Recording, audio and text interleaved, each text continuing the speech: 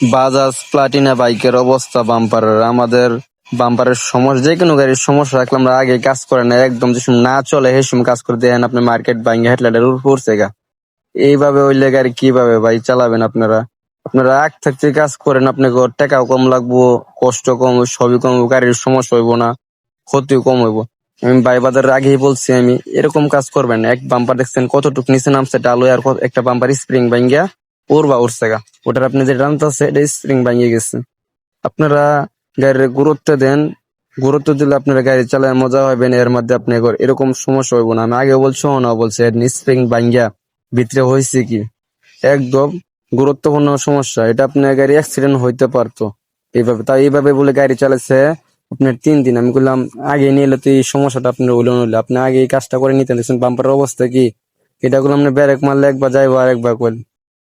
আমাদের দোকানের লোকেশনটা হলো শেরপুর নকলা নালতা রোড, ফেরোজ শাহ, চলে আসবেন।